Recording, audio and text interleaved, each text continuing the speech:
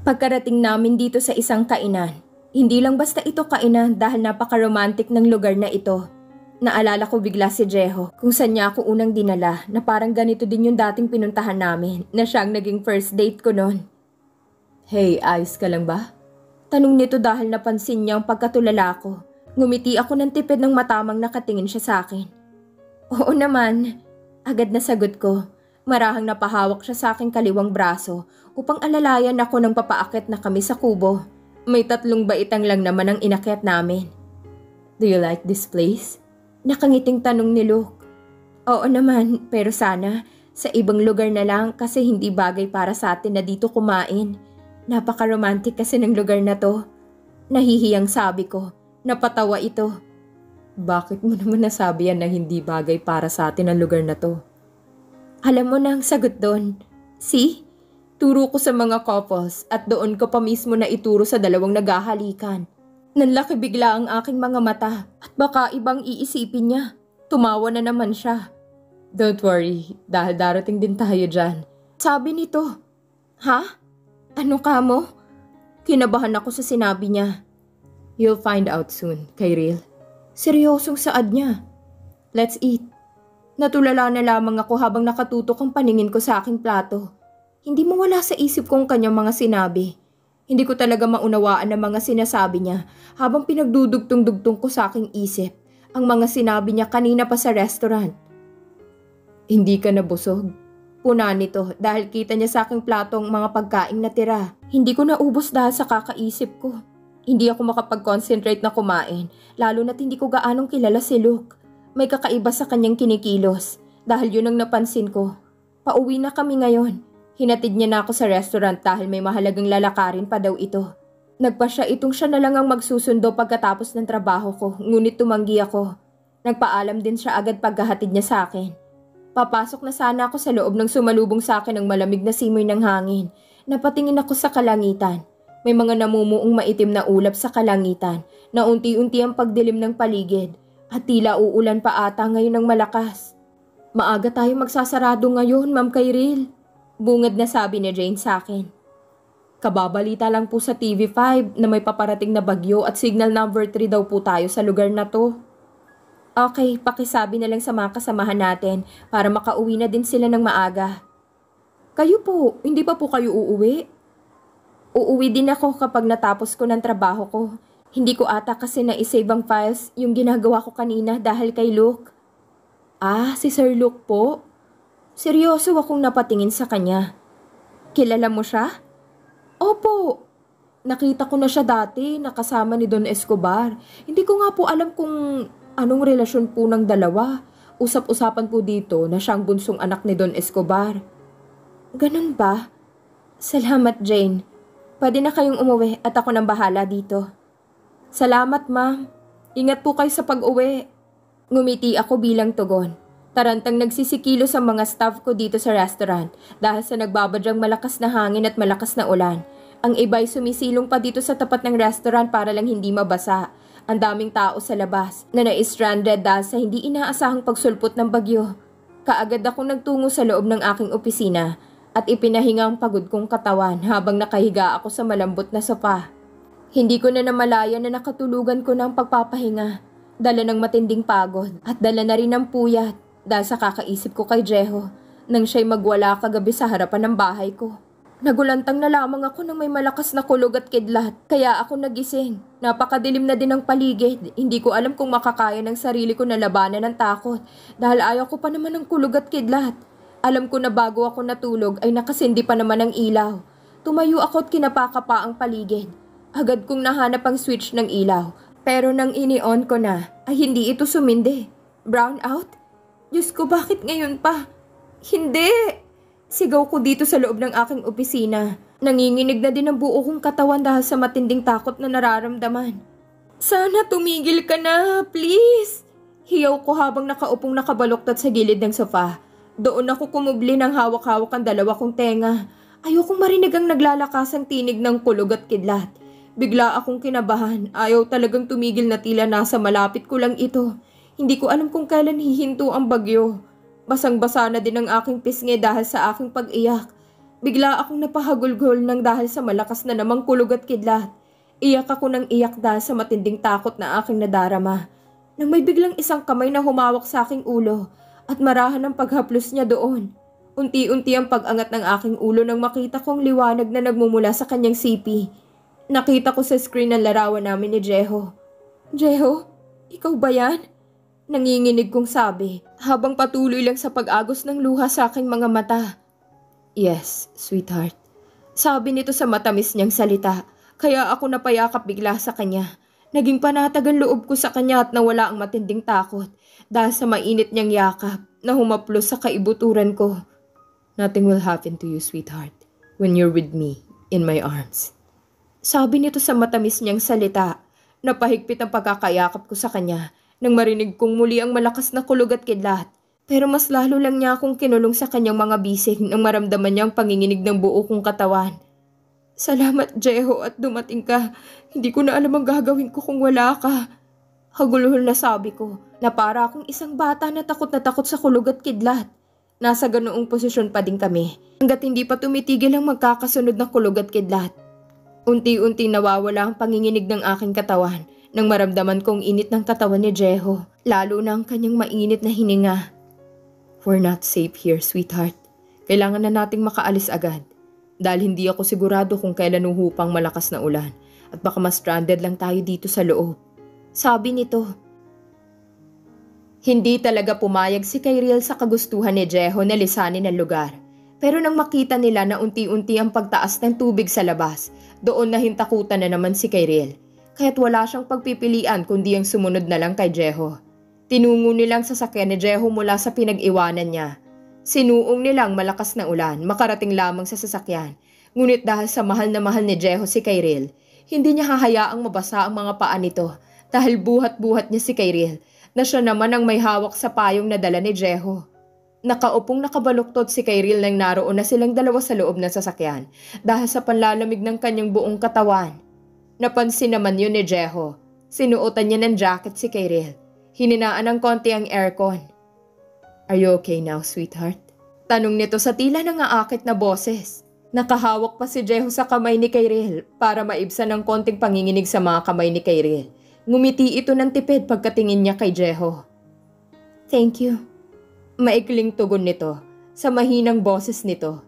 Sumilay sa labi ang ngiti ni Jeho nang magtama ang mga mata nila. Nakatitig lamang ang mga mata nila sa isa't isa na unti-unti naman ang pagbaba ng tingin ni Kyriel. Ngunit marahang hinawakan agad ni Jeho ang baba nito. Upang iangat na ikinalapit pa ng husto ni Jeho ang mukha nito sa mukha ni Kyriel. Damang-dama ng bawat isa ang mga hiningang lumalabas sa kanilang mga bibig habang ang mga mata nila'y matamang nakatingin sa isa't isa. Alis na tayo, Jeho. Bulong ni Kyriel nang malapit nang maglapat ang kanilang mga labi. Pause. Hindi na kumilos si Jeho. Lihim na napatawa naman si Kyriel sa mukha ni Jeho. Nakatitig lamang si Jeho sa nakaawang na labi ni Kyriel dahil sa hindi natuloy ang balak nito. Napakamot na lang sa ulo si Jeho dahil nagtitimpi lang itong huwag mainis. Sabik pa naman itong si Jeho na makahalik sa kanyang sweetheart na hanggang ngayon ay mahal na mahal pa din niya. Walang nagawa si Jeho kundi ang paandarin na lang ang sasakyan.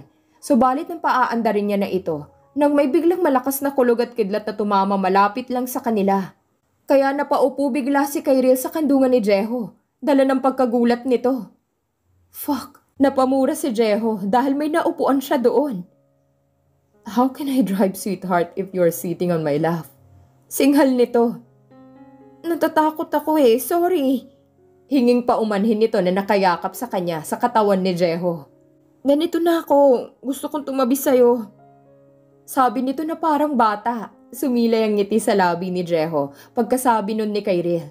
Napakaswerte niya ngayong gabi dahil sa bagyo. Okay, no problem, sweetheart. Pero ayusin mong pagkakaupo mo. Tuwang-tuwa naman ito si Jeho dahil sa nararamdaman niya. Nagawa pang utuin si Kyriel. Paano ba? Tinuro naman ni Jeho kung paano umupo pero tumanggi si Kyriel kaya naupo na lang ito sa dating upuan niya. Napatingin na lang si Kyriel na naiinis sa mukha ni Jeho at lihim na napangiti na lang si Kyriel dahil alam niya kung bakit naiinis si Jeho. Naramdaman niya kasi yun. Napatingin si Kyril sa bandang inupuan niya habang abala naman si Jeho sa pagdadrive. Can you stop staring in mine? Singhal nito dahil nahuli niya si Kyril na nakatingin, banda roon sa gitnang parte nito. Namilog ang mga mata niya dahil aktong nahuli ni Jeho ang pagkakatitig niya doon. Sorry na, hindi ko naman sinasadya eh. Kasalanan kasi nitong bagyo na to. Gigil na sabi ni Kyril. Napangiwi na lang si Jeho. Paano niya pa yun mailalabas? Ngayon pa lang eh hindi na niya magawang pigilan ang sarili. Ayaw pa naman nitong nabibitin. Sa tagal na niyang walang ligaya sa buhay, hindi na niya nagawa pang maghanap ng iba, kundi si Kyril lang ang hinahanap ng kanyang katawan. Kahit nariyan si Cassie, ay hindi niya hinayaan ang kanyang katawan na makipagniig sa babae. Nagmamadali ka ba, Jeho? Tanong ni Kyril, dahil halata nito ang pagbilis ng pagdadrive ni Jeho. Hindi ito umimik, bagkus ay abala ito sa pagmamaneho. Inihiga na lang ni Kyril ang ulo niya sa may lap ni Jeho. Napawi din niya ang pagkainis ni Jeho dahil napangiti na din niya si Jeho. Nakarating sila ng ligtas sa kondo ni Jeho. Mataas na din ang tubig sa daan kanina habang tinatahak ang malakas na ulan. Makarating lamang sa kanyang kondo. Jeho! Tawag ni Kyril habang sila'y naglalakad patungo sa unit niya. Yes, sweetheart. Sagot nito nang marating na nila ang unit nito. Nasa harapan na sila ng pintuan at doon huminto. Gusto ko sanang magpasalamat sa'yo dahil tinulungan mo ako kanina. Paano mo nalaman na naroon pa ako? Takang tanong nito. Hinapit ni Jehong bewang ni Kyril habang nakasandig ang likod nito sa may dingding. Marahang napahawak si Jeho sa isang kamay niya at inilapat ang palad nito sa kaliwang dibdib ni Jeho sa tapat ng kanyang puso. Because of this in my heart. My heart feels you because you are the only one that my heart beats for. He said sincerely. Napasinghap ako sa kanyang sinabi. Itinulak ko siya pero hindi sapat ang aking lakas para itulak siya. Parang wala lang sa kanyang puwersang ginamit ko dahil hindi man lang ito natinag. Uuwi na din ako agad-agad kapag tumila na ang ulan. Sabi ko habang nakatingin ako sa ibang direksyon. I know you're avoiding me, sweetheart. But even now, please let me to be with you. Malungkot nitong saad. Don't worry, makakauwi ka din sa inyo. Pero ako maghahatid sa'yo pa uwi. Miss ko na si Johan at gusto ko ulit siyang makita at makalaro. Nangako ako sa kanya na tuturuan ko siya kung paano mag-shoot ng bola. Napaubo naman ako dahil sa sinabi ni Jeho at ngumiti na lang ito ngunit saglit lang para hindi ko siguro mahalata. Napahawak pa sa noo si Kyril na tila pinagpawisan ito kahit wala naman. Napatingin ako sa kanyang muka. Napakalungkot nito nang makita ko habang nakatitig ito sa akin. Gusto kong haplusin ang kanyang pisngi, ngunit may damdamin sa akin na pumipigil dahil natatakot ako na muling masaktan. Ang hirap pigilan. Ang hirap pumili pero ang sakit dahil mahal ko pa siya hanggang ngayon. Agad na bumitiw ang kanyang isang kamay na nakakapit sa aking bewang. Nakahinga ako ng maluwag nang tanggalin niya yon at hinayaan ko lang na haplusin ang kaliwa kong pisngi. I just want you to know that I'm here by your side if you need me, and I won't hesitate to reach you. Sabay bitaw ng kanyang kamay sa aking pisngi. Come inside. Sabay bukas ng pintuan ng kanyang unit. Pinauna niya akong pumasok sa loob at sumunod din ito sa akin pagkasarado niya ng pinto. Lumundag ang puso ko sa saya nang makita ko mga paintings at photo frame na nakasabit sa dingding dahil narito sa loob ng kanyang kondong mga alaala namin ni Jeho nung nakaraang kami pa. Do you like it? Tanong ni Jeho nang siya'y makalapit sa akin. Hindi ako makapagsalita dahil hindi ko maipaliwanag ang nararamdaman ko ngayon. Nagustuhan ko ito. Pero sana hindi ka na lang nag-abala pa kung hindi rin naman tayo para sa isa't isa. Malungkot kong sabi. Huwag mo sana akong pangunahan kung ano ang dapat kong gawin dahil itong gusto ko. You can't stop me to love you because I know you still love me. At yun na nararamdaman ko sa'yo, sweetheart. Huwag mong i-deny na hindi yun totoo. Seryosong saad nito na matamang nakatingin pala sa akin. Napangiwi ako tila alam niya kung anong aking nararamdaman para sa kanya. Hindi talaga pwedeng dayain ang puso. Kasi ako din ang masasaktan. Lalo na ngayong kaharap ko siya. Ramdam pa din ang kanyang puso na mahal ko pa siya hanggang ngayon. Kahit sabihin ko sa kanya ng paulit-ulit na hindi ko na siya mahal. Alam niya nagsisinungaling ako. Paano ka nakakasiguro dyan sa sinasabi mo? Don't ask me because you already know what's the answer to your question, sweetheart. You can rest now. I'll just call you later after I cook our food for dinner. Tulungan na kita. Tanging ngiti niya lang ang tugon nito. Nauna na itong magtungo sa kusina at sumunod na lang ako sa kanya. Ako nang magluluto ng ulam, pwede? Why? Kasi, subukan ko lang sana. Okay, hahayaan kita sa gusto mo pero magpalit ka na muna ng damit mo sa loob ng kwarto. Ha? Anong damit? Naguguluhan kong tanong. You can change your clothes in my room. Feel free to use my shirt. Okay, magpapalit lang ako ha. Hintayin mo ako dito at huwag mong gagalawin ng mga yan. Turo ko at nagtungo ako agad sa kanyang kwarto. Namili ako agad ng susuotin ko sa kanyang closet. Hindi ako makapili ng maayos dahil malalaki ang kanyang mga t-shirt. Halos lagpas na ito sa aking tuhod. Nagmukha tuloy duster ang damit niya sa akin pagkasukat ko. Nagkalkal pa ako ng mga damit niya. Nakakita ako ng damit na parang sando at hanggang hita ko lang ang haba nito.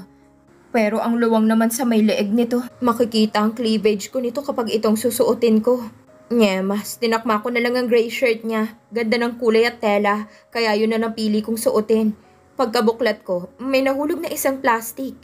Napahawak ako sa aking bunganga dahil isang plastic ng kondom niyang nakita ko. Gusto kong matawa dahil ang liit ng size nito. Palinga-linga ako sa paligid ko, baka narito si Jeho na nagmamasid. Pero walang bakas na tao na narito siya sa loob. Nagtataka ako kung bakit lumiit ang size ng sa kanya.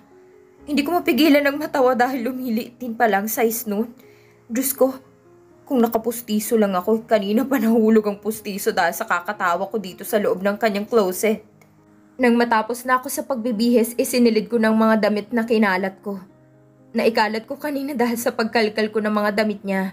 Sabi niya, feel free to use my shirt. Ano ka ngayon, Jeho?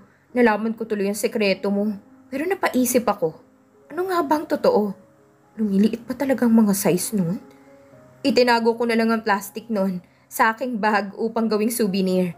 Hindi talaga maialis ang ngiti sa labi ko pagkapunta ko ng kusina. Nadatnan ko na lang si Jeho na tapos na itong magluto. Ala, sorry, hindi na kita natulungan magluto. Sabi ko, pinipigilan ko lang huwag matawa dahil sa naalaman ko sa kanya. Napakunot ang noo ni Jeho nang makita niyang pagdating ko.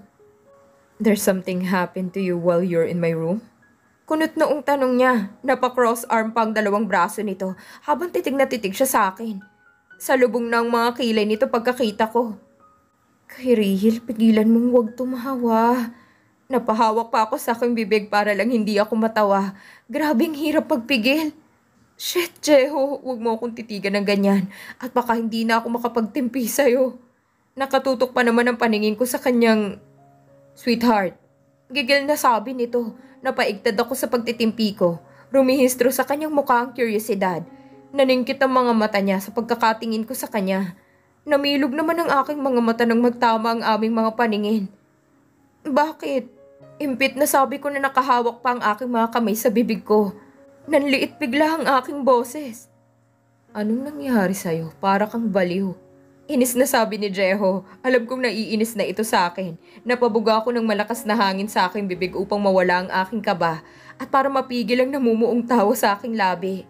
Pero walang epekto talaga. Naroon pa din sa aking labi ang tila hindi ko na talaga mapigilan at mapatawa na lamang ako bigla sa kanyang harapan. At baka sabihin niyang baliw ako dahil wala namang nakakatawa.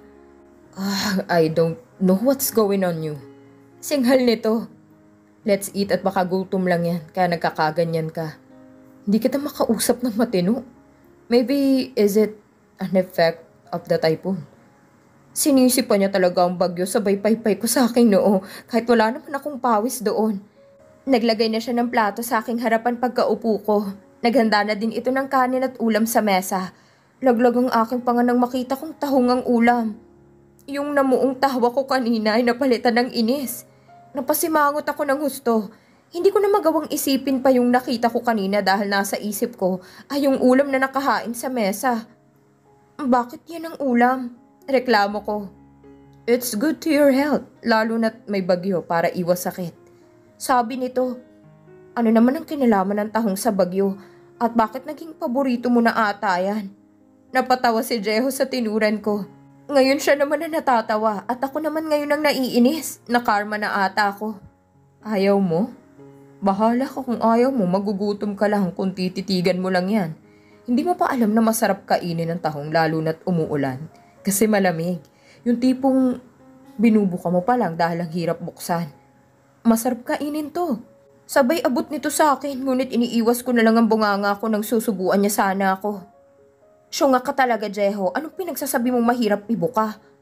Hindi pa yung luto kapag ganon? Saka bakit kailangan pang sabihin yun? Hindi naman susuyan ha. Giit ko. Mas masarap kapag sariwa. Sagot nito habang sarap na sarap ito sa kinakain niyang tahong. Natampal ko bigla ang aking noo dahil ang galing niyang magdahilan.